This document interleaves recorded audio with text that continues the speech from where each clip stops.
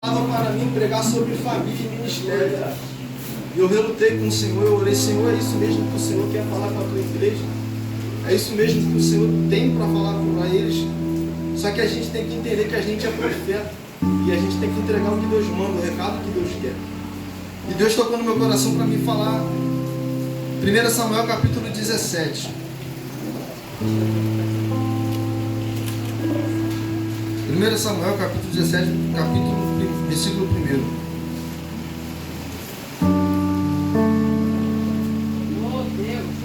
1. Os filisteus juntaram suas milícias com o objetivo de guerrear em Socó, uma cidade de Judá. Acamparam num lugar conhecido como Danim, fronteira sangrenta que ficava entre Socó e Azeca. Saul e os homens de Israel reuniram-se e acamparam no vale do Carvalho em Elá, e se posicionaram em ordem de batalha contra os filisteus. Os filisteus ocuparam um lado de uma montanha, e Israel ocupou um lado de outra montanha. E havia um vale entre eles. E havia o que, meus irmãos? Vale entre eles. Fala para o irmão que está do seu lado, se não se preocupe com o vale. Não se preocupe com o vale. Porque eu tenho pedra. Não se preocupe com o vale, porque eu tenho pedra. Aleluia. Meus irmãos, o culto aqui nessa noite foi falado muito sobre lutas, sobre perseguições, sobre batalhas. E quando a gente vai para a Bíblia e a gente lê a história de Davi, é impossível a gente não olhar para Davi e ver um ministério de altos e baixos. É impossível a gente olhar para Davi e ver um ministério sem luta. É impossível a gente olhar para Davi e não ver um homem falho, porque Davi foi um homem falho. Davi exerceu um ministério de altos e baixos. Só que Davi de fato foi um homem que conheceu o que é sucesso. Davi soube o que é ter um ministério bem sucedido. Porque no dia de hoje a gente confunde muito o sucesso, porque as pessoas começam hoje, tem os seus nomes nos banners, seus nomes na mídia, só que o sucesso deles é passageiro. E o interessante é que o sucesso de Davi, ele ecoa até hoje nos nossos dias. Passa gerações, passa anos, passa séculos, passa milênios, e Davi continua sendo famoso. Só que existe um segredo no ministério de Davi. A Bíblia vai dizer que Israel, irmãos, sempre esteve em guerra com os filisteus. Israel sempre esteve em guerra com os seus povos vizinhos. Mas por que todo mundo odiava Daniel, Israel? Por que todo mundo queria estar em guerra com Israel? É porque Israel tinha a presença de Deus. Israel tinha Deus como seu governador. Israel tinha Deus como seu rei. As pessoas se levantavam com Israel, tentavam parar Israel de tudo quanto é maneira, mas não conseguiam. Porque Israel preservava a presença de Deus. Israel ia para as lutas, para as batalhas, para as guerras, mas Israel sempre levava a Arca da Aliança. Nós estamos lendo um contexto em que o povo de Israel agora não está mais se lembrando, presbítero Lucas, de carregar a Arca do Senhor, de carregar a presença de Deus. O povo de Israel está vivendo um momento em que eles estão confiando no seu próprio braço. O povo de Israel está vivendo um momento que eles estão confiando no homem. Eles não têm mais o temor de carregar a presença de Deus. A Bíblia diz que a nação de Israel perde a Arca da Aliança para o povo filisteu. Os filisteus pelejam e guerreiam contra Israel e levam a Arca da Aliança para a terra deles. E no decorrer da história, eu vou me alongar, vai dizer que a primeira coisa que Davi faz, Ronan, antes de assumir o ministério, é trazer de volta a Arca da Aliança. A primeira coisa que Davi faz antes de assumir o reino é trazer a presença de Deus. Porque Davi entendia que o sucesso dele não estava nas suas armas. Davi entendia que o sucesso dele não estava nos seus carros. Davi entendia que o ministério, o sucesso da vida dele estava na presença de Deus. Nós temos visto, por que nós estamos visto hoje, pastor, muitos ministérios fracassados? Porque as pessoas começam hoje, amanhã já está abrindo agenda no Facebook e no Instagram para pregar. As pessoas começam hoje o ministério, não passam pelos cargos eclesiásticos, não querem ser diácono, não querem ser auxiliar de trabalho, não querem ser presbítero, já querem ir direto para pastor. Por quê? Porque não tem mais o temor da presença de Deus. Não querem mais carregar a presença de Deus. Não querem mais suportar o processo. E Davi fez diferente. Davi iniciou na igreja. Davi foi buscar ao Senhor. Davi iniciou no ministério e foi buscar ao Senhor. Davi trouxe de volta o que havia se perdido para Israel, porque era a presença de Deus. E quando nós falamos de presença de Deus, Davi é especialista, porque ele fala em um dos seus salmos para o Senhor retirar tudo dele: casa, carro, reino, ministério, mas não retirar a presença. Aleluia. Porque a presença é que faz a diferença. Não adianta eu vir aqui pregar bonitinho, cantar bonitinho, engomadinho, mas não tem presença, não adianta. Porque a presença é que salva.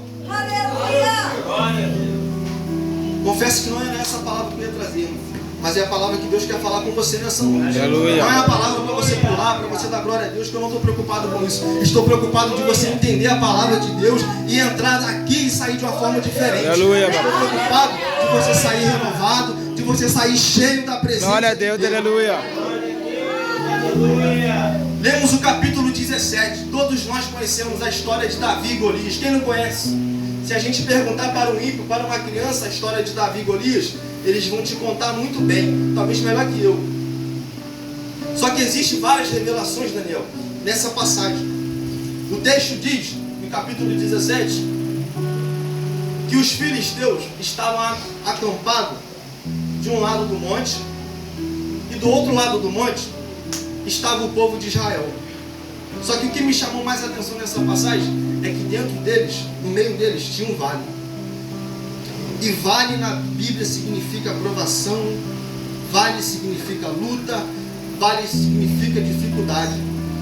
Só que mais, o inimigo, os filisteus, estão afrontando a nação de Israel por 40 dias. 40 dias a nação de Israel está sendo afrontada. 40 dias você está sendo afrontado na sua casa, no seu trabalho, na sua faculdade, na volta dos seus amigos, você tem sido afrontado. Só que o que me faz prestar muita atenção nessa passagem é que quem tinha que pelejar contra o gigante Golias não era Davi. Quem estava com a responsabilidade, meu pastor, de pelejar contra Golias era Saul. Só que o texto diz que Saul se amedrontou. Por quê? Porque Saul já não tinha mais a presença de Deus. E o crente sem a presença de Deus, ele não entra em qualquer prova. O crente sem a presença de Deus, ele não entra em qualquer lugar. Por quê? Porque ele sabe que se ele entrar, ele vai se arrasar. Porque ele sabe que sem a presença, se ele entrar em pecado, se ele pregar em pecado, se ele cantar em pecado, o inimigo vai envergonhar. E assim era Davi. Saul. Saul não fez o que tinha que fazer. A responsabilidade do ministério era de Saul. Golias está se levantando, zombando, afrontando a nação de Israel. Só que o que me chama a atenção nessa passagem aqui, irmão, isso aqui não tem no Google, tá? Isso aqui é a revelação do Senhor. No meio do vale, tem o vale e tem o gigante Golias. De um lado tem os filisteus e no lado tem outro. Só que Deus, ele poderia muito bem intervir no gigante, porque Deus interviu várias vezes com suas mãos diretamente para livrar o povo. Por que Deus não interviu agora? Golias está zombando, Golias está rindo da nação de Israel, está lá chamando o povo para a luta e ninguém vem. Por que Deus não interviu? É porque Deus está à procura de pessoas corajosas, pessoas que estejam posicionadas para entrar no vale. Aleluia, papai. Porque Saul tinha medo de entrar no vale, porque ele não tinha mais a presença de Deus. Só que Deus levanta um chamado Davi, um menino pequeno que ninguém dava nada, só que era um homem de oração, um homem que tinha vida com Deus, e esse homem que se posicionou dentro do vale. Aleluia, Deus. Saul está olhando para o vale, irmãos, e está vendo somente o gigante. Saul está olhando para o vale, e está vendo somente o vale. Só que o interessante é que quando Davi, pastor, ele olha para o vale, ele não vê só o gigante. Davi, quando entra dentro do vale, o diaconisa Beatriz, ele não vê apenas o vale. Davi, quando entra no vale, ele vê pedras. E o que foi que Davi matou o gigante, meus irmãos? Não foi com pedras? Davi derrubou o gigante com pedras. Mas olha que interessante, que Atos capítulo 4, versículo 11, ele é a pedra angular. Jesus Cristo é a pedra. Davi não venceu o gigante com suas armas, nem com suas forças, mas foi com Jesus de Nazaré. Aleluia. Aleluia, Deus. Saul só viu o vale e o gigante. Por quê? Porque não tinha presença. Mas quem tem presença está enxergando Jesus dentro do vale. Quem tem presença, pastor, está olhando essa igrejinha aqui e está vendo o galpão do lado. Quem tem presença está olhando essa igrejinha aqui e está vendo um ministério grande. Aleluia, quem tem presença está olhando essa igrejinha aqui e está vendo jovens cheios de Deus, jovens pregadores, jovens que Deus vai levantar para essa Glória a nação. Deus. Mas quem não tem presença vem no culto só para receber revelação. É, meu Pai. Quem não tem presença não vem no culto de ensino. Meu Deus. Meu Deus do céu. Aleluia, papai. Glória a Deus. Santo, santo. Aleluia, papai. Glória a Deus. Sabe o seu casamento que está dando errado? Deus só vai restaurar se você entrar no vale e chamar Ele. Aleluia, papai. Sabe o seu trabalho que não está dando certo? O desemprego na sua vida? Deus só vai mudar quando você entrar no vale e começar a procurar as pedras. Davi precisou de uma pedra, de mais nada. Davi só precisou de Jesus para Deus. Aleluia, papai. Glória a Deus. Você não precisa de mais nada. Você precisa apenas de um joelho dobrado na vida com Deus e a presença de Deus. Aleluia, papai. Eu não sei a forma que você veio aqui hoje. Só que Deus está dizendo nessa noite que Ele vai restaurar tudo que você perdeu. Glória a Deus. O Senhor vai restaurar a sua vida, o seu casamento, a sua família. O Senhor vai restaurar os seus sonhos, os seus projetos. Assim como Ele restaurou o de Davi. Porque Davi sonhava. Davi buscava por aqui. Espírito Santo, aleluia. É difícil dar glória a Deus com uma palavra dessa música.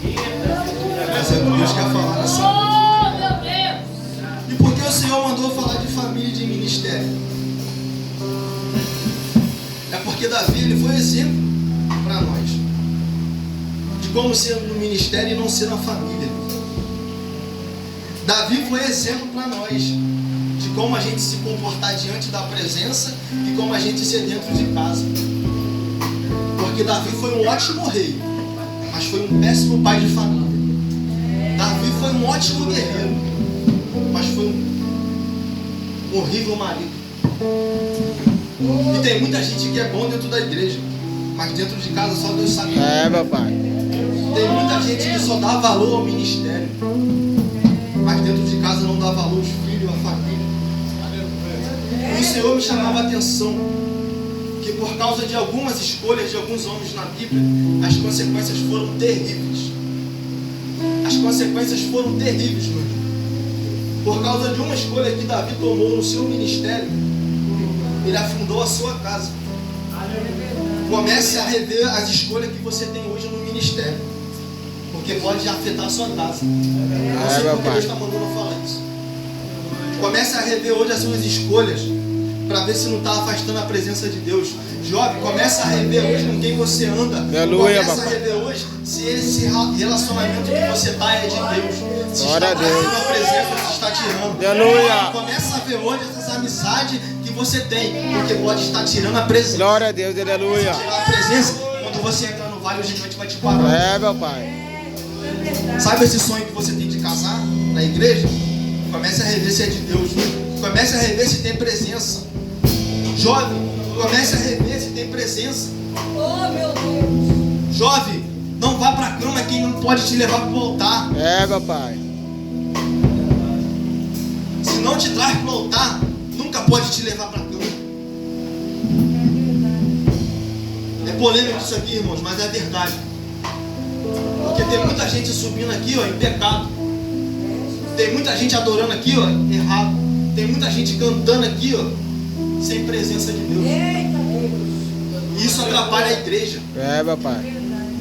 Irmãos, o nosso culto não precisa de nada se não for Jesus. A gente não precisa, irmãos, de intermediário. O culto de Elias não precisou de nada para Deus derramar fogo. Deus derramou fogo apenas com o joelho dobrado. A gente às vezes fica querendo enfeitar muito, só que Deus gosta da simplicidade. Glória a Deus, aleluia. Deus gosta de coisas simples, pessoas simples.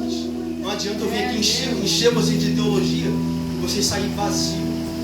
Não adianta eu vir aqui fazer um discurso, uma pregação, uma retórica, uma exegese e vocês saírem vazios de Deus.